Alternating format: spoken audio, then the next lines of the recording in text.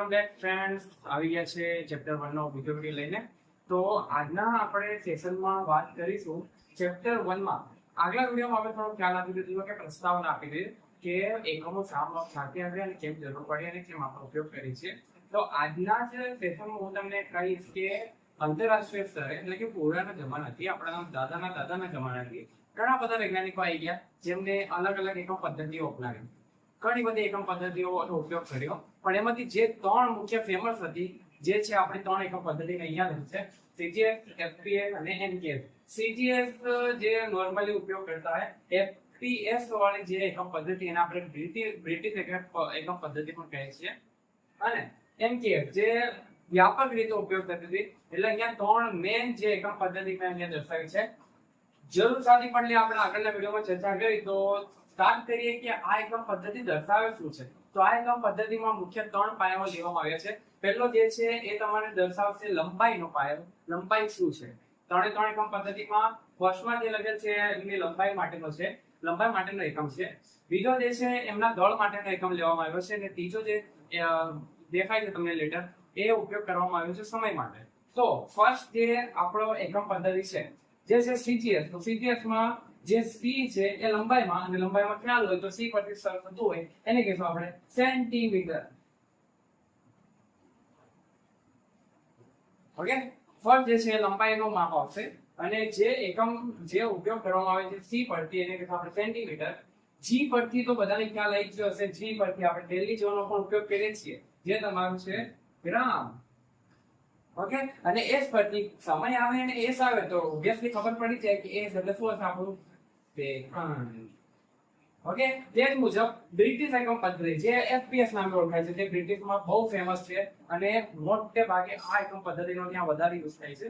તો એફ પરથી એના આપણે કહીશું ફૂટ. પી પરથી વજન માટે પી માં ઉપયોગ થતો હોય તો એના માટે પી પરથી આવે છે પાઉન્ડ. અને ઓબ્વિયસલી કોઈ બીજો એકમ નથી, સેકન્ડ, તો અહીંયા પણ સેકન્ડ જ આવે છે. અને થર્ડ જે ફેમસ એકમ પદ્ધતિ હતી એમાં જે એમ છે એ છે આપણો મીટર માટે જે લંબાઈ દર્શાવશે. કે પરથી સમજી ગયા છો, વજનમાં કે પરથી સ્ટાર્ટ થવા વાળો આપણને ખબર છે કિલોગ્રામ, અને એસ પરથી સેકન્ડ જ આવશે. તો આ હતી આપણે મુખ્ય ત્રણ એકમ પદ્ધતિઓ. અગાઉ આપણે દેખ્યું કે કેટલી બધી એકમ પદ્ધતિનો ઉપયોગ થયો. તો હવે બધી જગ્યા પર એ બધી ઉપયોગ કરવો શક્ય ના બને, એટલે કે આંતરરાષ્ટ્રીય લેવલ પર એક એકમ પદ્ધતિનો ઉપયોગ કરવામાં આવે જેને આપણે હાલના સમયમાં ઓળખીએ છીએ એસઆઈ એકમ પદ્ધતિ. તો એસઆઈ એકમ પદ્ધતિ ક્યાંથી આવ્યો શબ્દ?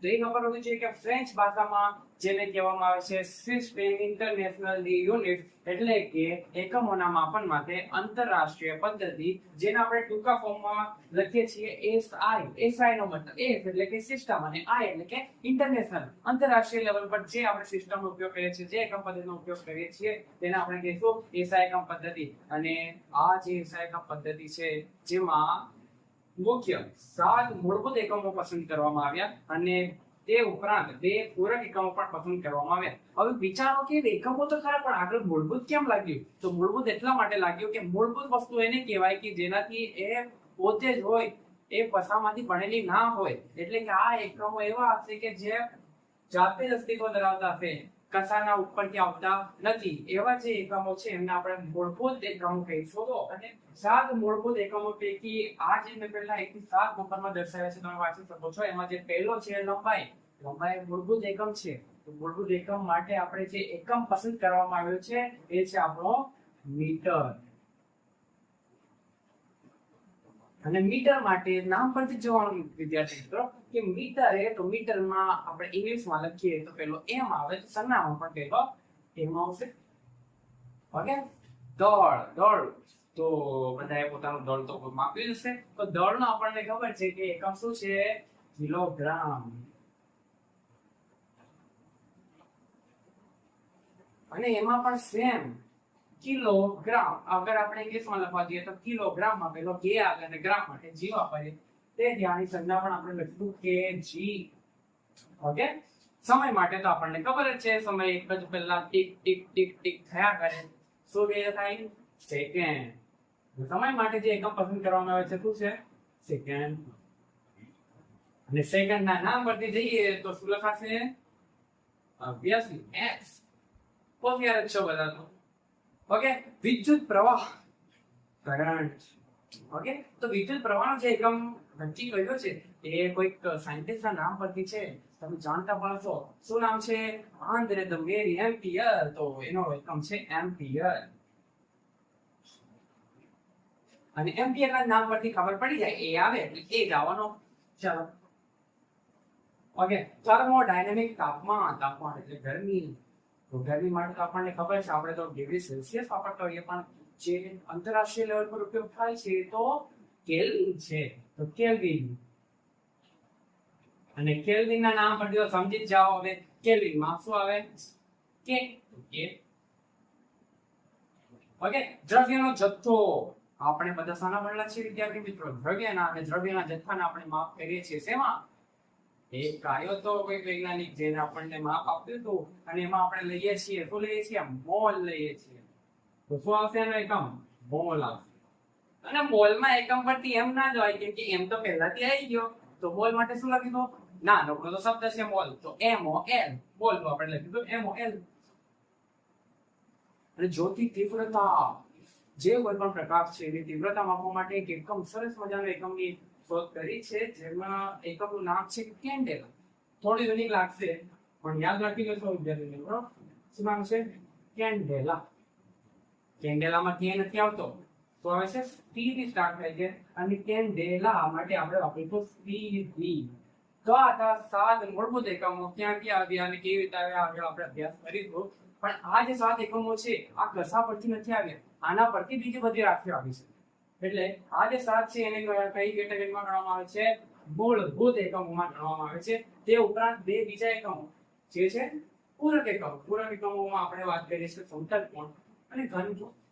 કોણ પણ સમજી જાઓ, ગણિતમાં તો ઘણું કર્યું. આ કોણ, તે કોણ, કોણ વાળો કોણ નહીં, આ છે કોણ?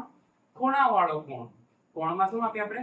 ખૂણો માપીએ. અને ખૂણા માટે આપણે તો ઓબ્વિયસલી વાત કરતા હોય, આ ખૂણો બને છે, આ 30 ડિગ્રી, આ બધો ઉપયોગ કરીએ. તો અહીંયા આપણે ડિગ્રી અંશ કરીએ ને. પણ જે આંતરરાષ્ટ્રીય લેવલે જે એકમ પસંદ કરવામાં આવે છે ડિગ્રી નથી, એમાં આવશે તમારે યાદ રાખવાનું છે વિદ્યાર્થી મિત્રો, સમતલ કોણ માટે જે એકમ પસંદ કરવામાં આવે છે એ છે રેડિયન. અને આના વિશેનો વાત આપણે નેક્સ્ટ વિડિયોમાં ડિટેલમાં કરીશું, ત્યાં કઈ રીતે તમે ટ્રાન્સફર કરી શકો, રૂપાંતર કરી શકો, ડિગ્રી અને રેડિયન વચ્ચે શું સંબંધ છે એ બધાનો પણ આપણે ડિટેલમાં વિડિયો નાખીશું. ઓકે, અને રેડિયન પરથી નામ ખબર પડી જાય. રેડિયન માટે આપણે લાવી દેવાનો RAD, મતલબ કે રેડિયન. અને ઘન કોણ, તો એ કોઈ કોણ કે સીધો, સમતલ અને ઘન. તો પહેલા તો એ ખબર હોય છે સમતલ અને ઘનમાં શું તફાવત છે. સમતલ કોને કહેવાય? તો સમતલ એટલે કે આ છે પાટિયું છે, આપણા જે વ્હાઇટ બોર્ડ છે, એટલે આપણે સમતલ કહીશ. અને એના પર જો ખૂણો દર્શાવો તો એને મારે માપવો હોય તો હું શું ઉપયોગ કરીશ? રેડિયન. તો સમતલમાં. તો ઘનમાં શું હોય? ઘનમાં એટલે કે 3 ડાયમેન્શન તમે દેખી શકો એવા. અને અગર હું આ જે પેજ છે, આ પેજ જે કહેવાય શરૂઆતમાં હું સમતલ કહેવાય, જો એને વાળી દઉં, તો આવી રીતે જો વાળી દઉં તો આ થઈ ગયું આપણે 3 ડાયમેન્શન. અને આની અંદર તમે જોઈ શકો તો જે કોઈ ખૂણો બને છે, હવે આ ખૂણાને મારે માપવો હોય તો હું રેડિયનમાં ના માપી શકું. તેના માટે નવા કોઈ એકમની જરૂર પડે. એના માટે આપણે વિકસાવ્યો, જેને કહેશું આપણે રેડિયનનો ભાઈ, સ્ટીરેડિયન.